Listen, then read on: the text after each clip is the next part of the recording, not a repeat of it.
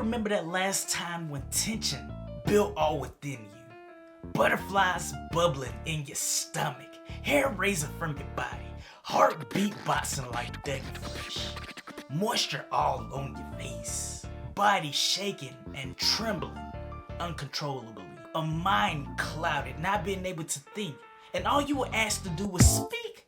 Why is it so difficult for us to communicate confidently? Well, in this video, I'm going to discuss why, but I'm also going to help you out because I know you sick and tired of that. If that sounds good to you, I do videos like this all the time. So feel free to like the video, subscribe, and turn the notice on. Now, the picture that I just painted before you is exactly what I felt and what I experienced when I was speaking for the first time in public. I remember feeling immobilized by fear.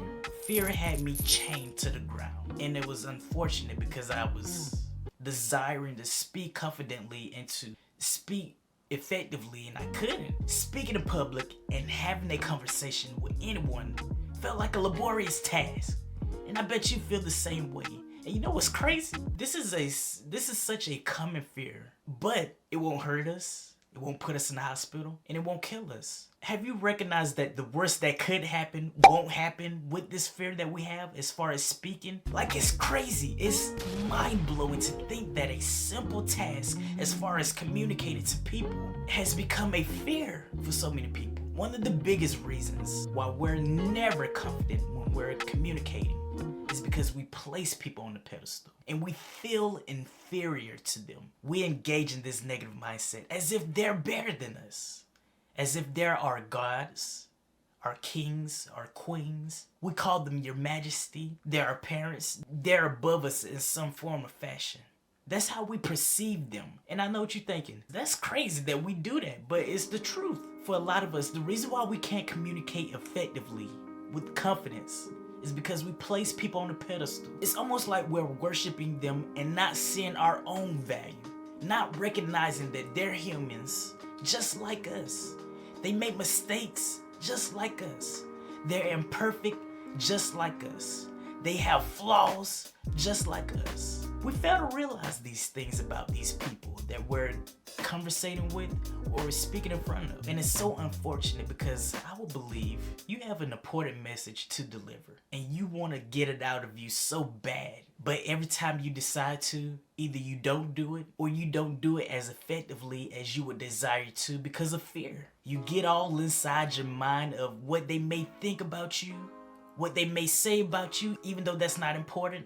And that has a negative effect on the way of you communicating in front of them or to them. And as a man, it feels emasculating to be chained by fear. Something as simple as speaking. When these people are human, I believe another picture that I could paint for you is this.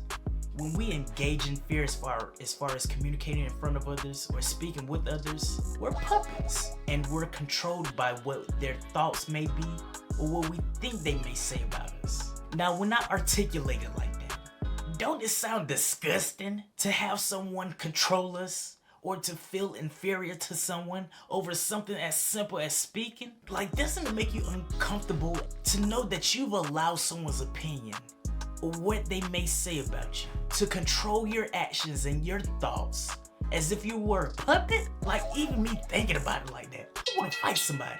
I want to fight the person who I've allowed to have control over me. Now, I'm probably going to look too far with that, but you should have a negative reaction over the fact that you've allowed someone to have control over you. You should have a negative reaction over the fact that you've allowed someone else's opinion or what they may say about you make you feel inferior to them and make you place them on a pedestal even though they are human just like you. The same tools that created them are the same tools that created you. So how do we break the cycle of allowing someone to have control over us and placing them on a pedestal and feeling inferior to them so that we can speak with confidence? Well, I'm gonna give you the advice that my uncle gave me when I was a young man and I was trying to spit game to some women. He said, stop placing people on a pedestal.